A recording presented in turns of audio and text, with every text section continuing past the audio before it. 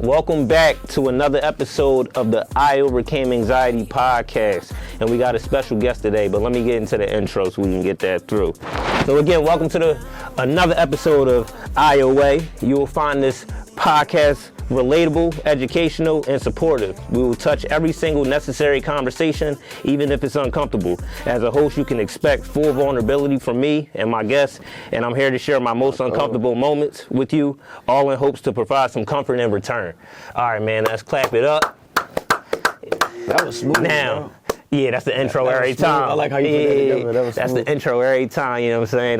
That's the goal, because we probably going to have a new listener every time, so it's like, it's going to be repetitive for some people, and other people it's going to be somebody new tapping in that gets something out of it. Right. But with all being said, we got a special guest here.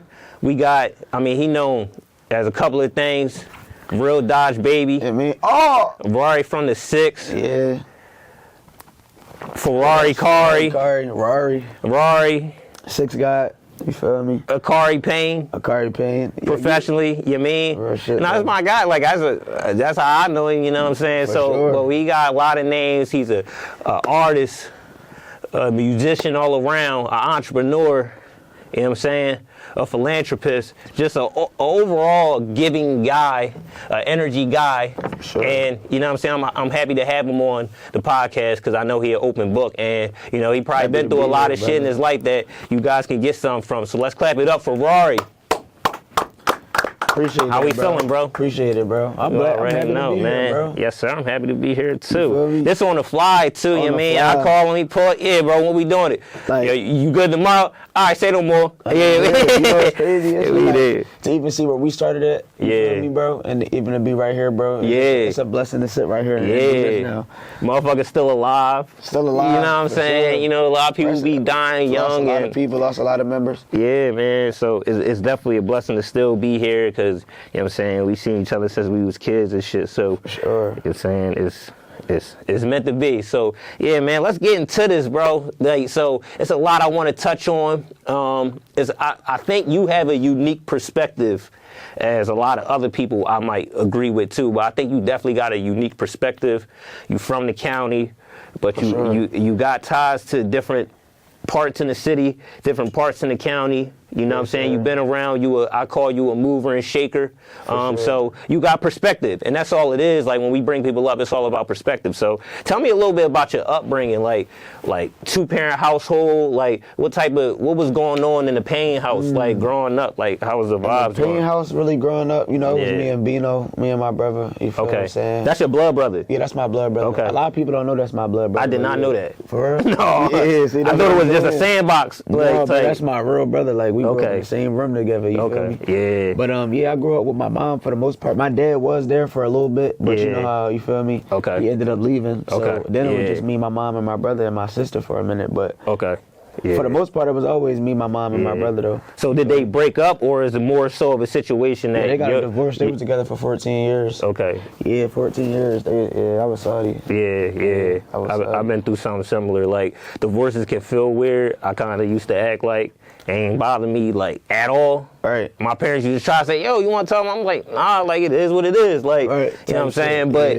low key, it is a little bit sad because you know, like, damn, that's your example. Like as my parents together. Your parents was married, and you grow up seeing your parents married, and then it's like, damn, the family split up in 1 second, and it's feel like, damn, what the fuck happened? So facts. It can feel a little weird. It feel like it'd be so fast. Yeah. Like damn. Like y'all just going that's it. Out of nowhere type shit. But I kind of can relate because I felt as though I was more so trying to act like I didn't care about it. You feel what I'm saying? But overall, I was hurt, bro. Yeah. I was feeling that shit, you feel me? Yeah. So, like, I relate to that. You think your siblings kind of felt the same?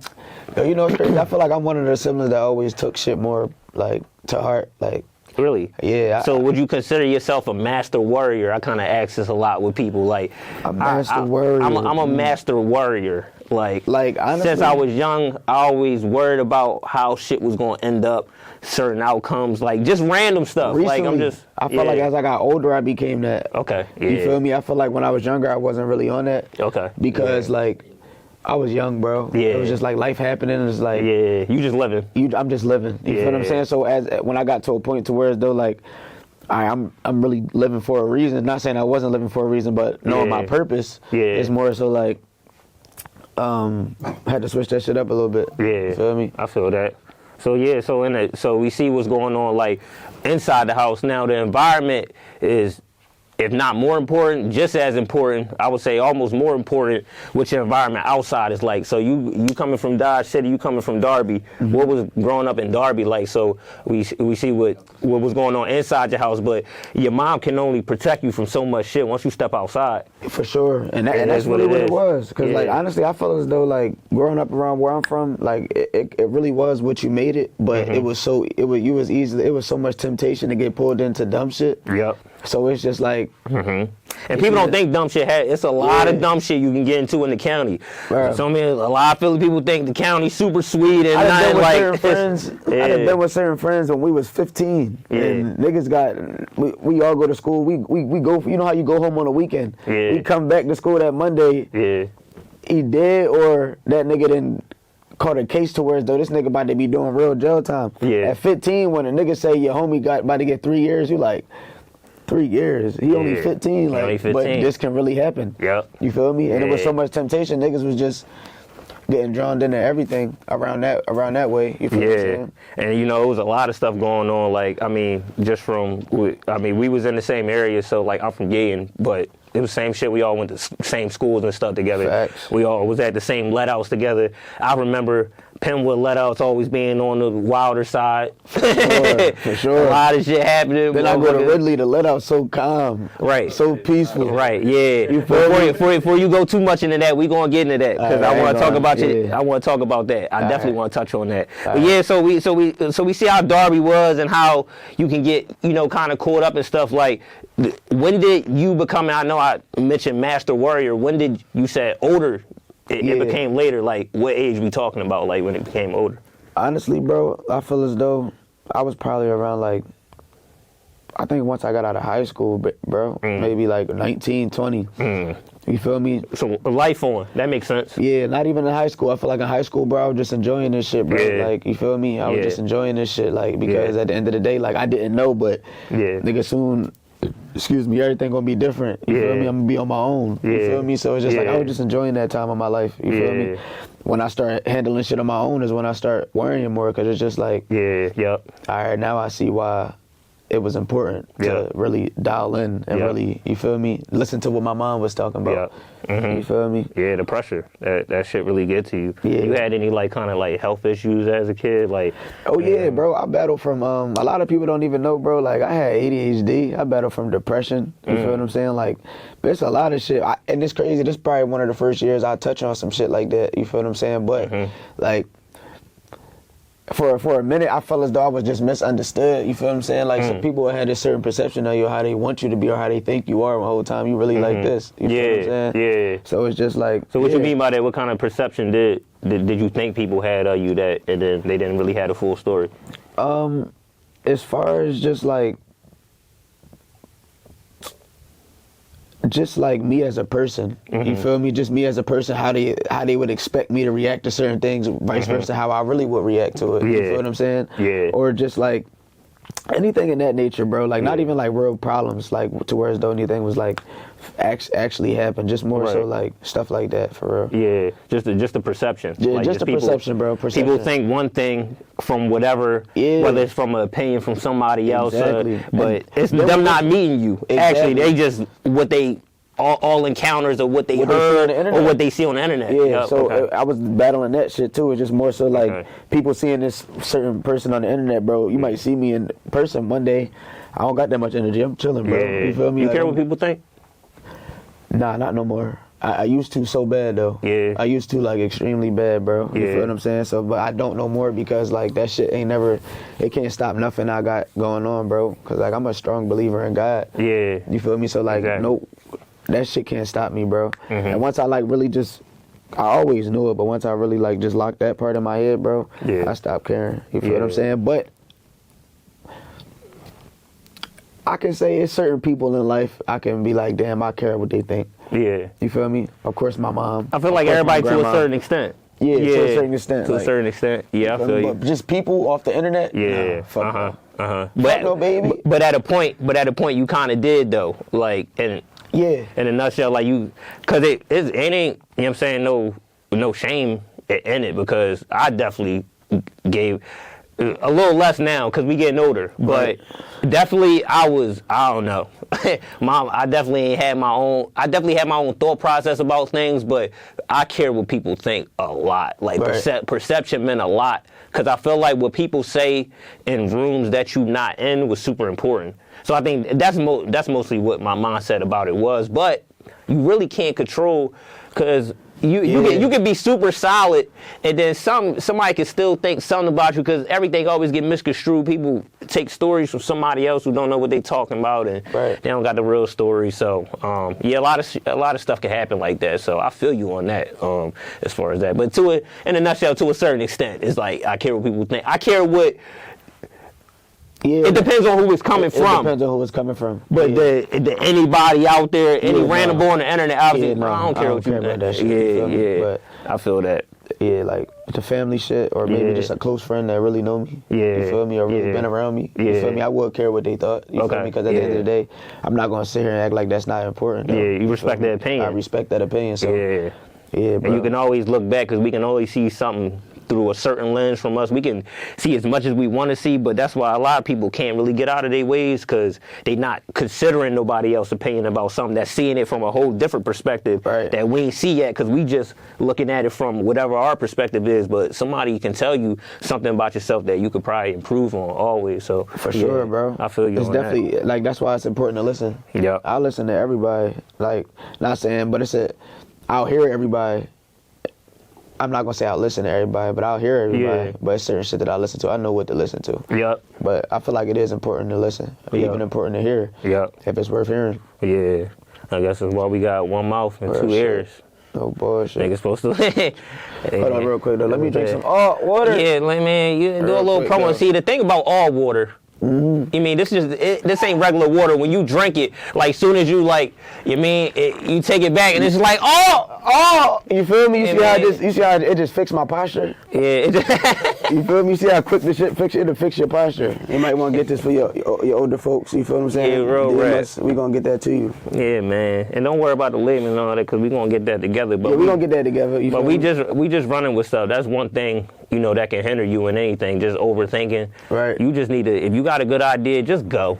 Just go. You figure it out later. You gonna figure out okay, maybe I should get this. Maybe I should. Just go. You gonna waste time. Figure that shit out later. You gonna waste a lot of fucking time, bro. You gonna waste time, bro. Just go, man. Real rap. All right, bro. So what about you? I know you said you battle with a little bit of depression, and you said ADHD. Like, what? Yeah. First of all, what's ADHD for people who don't know? Like, out there, like, what is that? I think it's attention deficit hyper disorder. Okay. You feel what I'm saying? So, like, my attention span, bro, used to just be like so, like, you feel me, bro?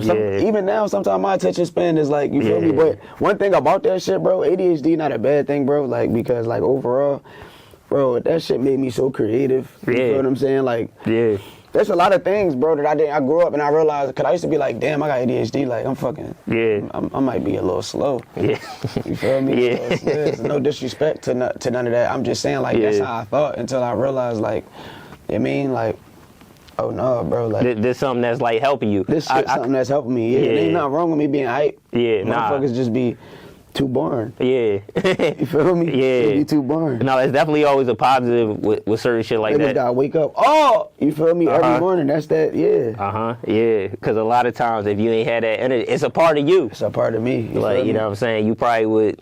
Not literally. Not ever let nobody take your energy away. That's 100%. Like, no matter how, you feel me? Even if you're a kid with ADHD, do not let nobody take your energy away. You feel what I'm saying? Like, your energy is everything. God gave it to you for a reason. Yes, sir. Like, tap into it and blow up with it for real.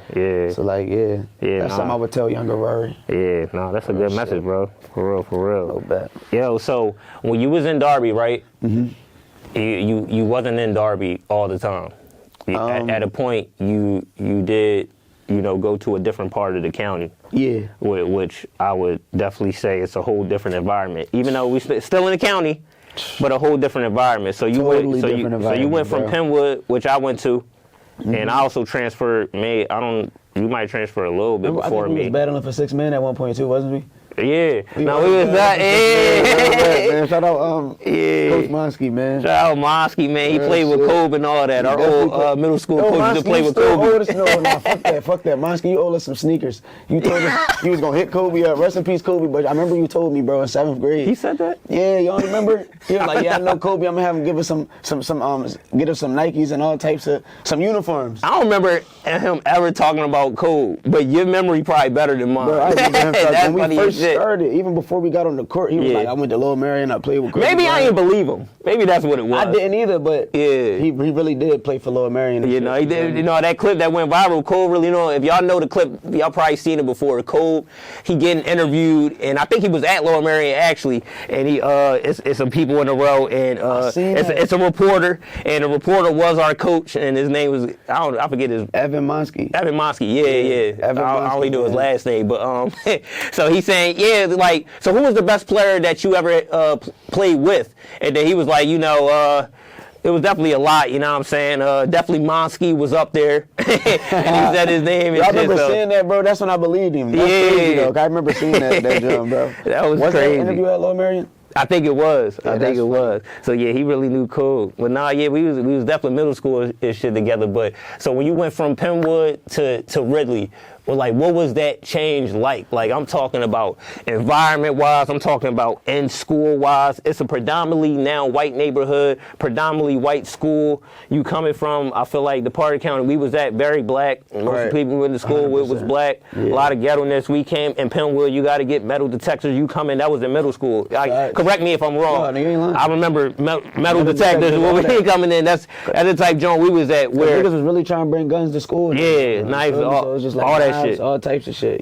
Stuff was happening. So from an environment like that, and then go to Ridley, like, what was your mindset like just around that time? I'm gonna be honest. When I first moved from Derby to Ridley, I did not want to be there. I didn't want to be in Ridley. I was already so used to like. And then it was at a time to where we was all leaving middle school and going to high school. You feel me? So it's just like, damn, like, I was in school with these kids my whole life. Now I'm about to go to high school in a whole different area. We just had conversations about how we about to turn up next year, the basketball team, all types of shit. So at first, I did not want to go to Ridley. You feel what I'm saying? But so what year was that? Your freshman year? My freshman year, yeah, bro, that was my freshman year in high school. But you want to hear some crazy shit? So you graduated 8th grade? Yeah, no, but you want to hear some crazy shit that everybody don't know? I got held back in 8th grade when I moved from Penwood to Ridley. They tried to say Penwood wasn't teaching us shit. Well, bro, I'm trying to tell you, bro. But for one class, bro, it was science. You feel what I'm saying? Yeah. And actually, to be honest, if I had an option, my mom said she wanted me to go back and do it again. You feel what I'm saying? So I really didn't feel I had an option, but it was just like, my mom said it was like. So did you go back? Yeah, when I moved to Ridley, bro, I had to do another year, bro, in middle school. But you graduated 2015. I graduated 16. Oh, you graduated 16? Yo, you really? I ain't know that. Yes, bro. A lot of people didn't know that, bro. Damn. You feel me? But like honestly, that shit was like, I loved it though, bro. Yeah. I ain't gonna lie, bro. I had an extra year. Pretty much. You feel me? Felt like to get it together for real. Yeah. So I had that extra year, bro. At first I was hot. I was salty, bro. I'm like, what? I'm like, what the fuck? I'm like, they gave you the option, mom. You gonna tell them to keep me back? Like, is you on my team? You feel me? But that's crazy. But it was like overall though, I seen like the benefit in it. You feel what I'm saying? So getting held back and then doing an extra year, that gave me more time to just like tap into the environment, bro. Once I started tapping into the environment out there, it was just, bro, it was totally different, bro. Like, it was just like, it was so different, bro. I didn't see none of the same cars. Like, I ain't seen nothing with no Impalas, with no rims. I used to walk around and be like, where the Impalas at? Like, bro, these niggas got. When I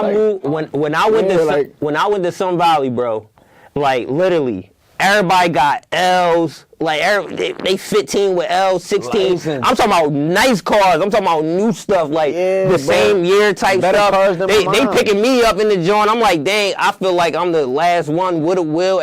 Driving was normal around there. I'm like, motherfuckers ain't had cars like that. And if you did, it was a beat up joint. It was a beat up joint. Yeah, they had they was driving good stuff. And like your you mom go was around letting you hold it if it was from. And your around mom our letting you way, hold feel the me? joint. But when I moved up here, bro, I'm getting picked up from school. Yeah. 9th grade. Yeah. Niggas pulling up on me. You feel me? 8th grade. Niggas picking me up in the morning. I'm getting. Mom, I'm about to get a ride to school. Who the fuck car you? Yeah.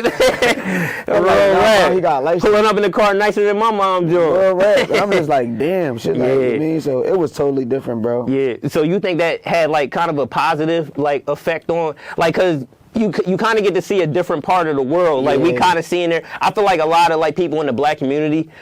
I feel like that's somewhat of a downfall.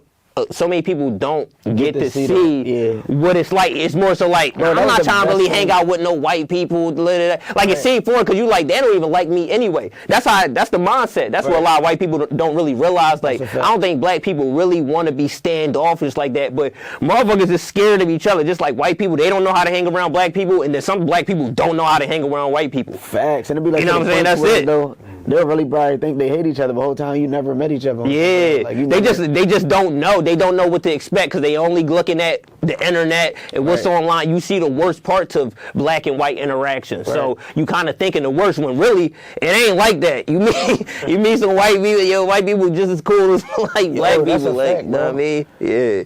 Honestly. And then you got some you deal with racism and stuff like that. Like I'm sure have you dealt with some racism moving there? My first week in Ridley. My first week in Ridley, bro, it was fucked up. I felt like I was set up, right? I'm in social studies class, of course. You feel me? Boom. We watching Roots. You feel me? Y'all was watching Roots? Oh, man. My second, of course. You feel me? We watched Roots at Penwood. Next thing I know, I look around, I'm the only nigga in my class, bro. Like, the movie come on, bro. I'm in the class, I'm like, all right, of course. Of course. That's uncomfortable. You feel me? So then, bro, somebody play around. He like, yeah. Kunta come on the camera and shit. He like, yeah, there go Akari. Bruh. Oh, boy. I took my 800-page social studies book, picked that bitch up, chalked it across the class, smacked him in his head. Boom. Got up, started whooping his ass in class, bro. Got suspended.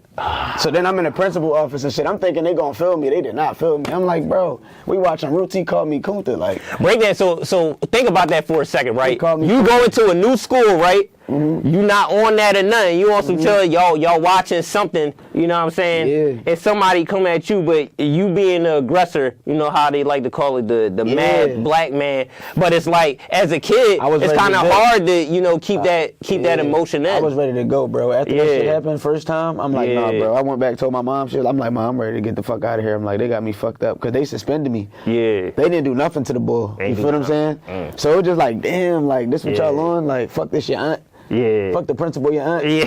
You feel me? Like, so it's just like, that shit was kind of crazy, bro. But yeah, after that, bro, it happened one more time. It happened one more time. I reacted the same way, bro. Putting belt to ass. Then it was just like, no, I'm not crashing out no more about this shit. Like, you feel me? Because I actually got some white friends that I fuck with. I start, you feel me, growing in that joint. So it was just like, then people stopped trying me though. Yeah. After a while, it was just like, nobody gonna say that shit to me no more. Yeah. You feel me? I feel you.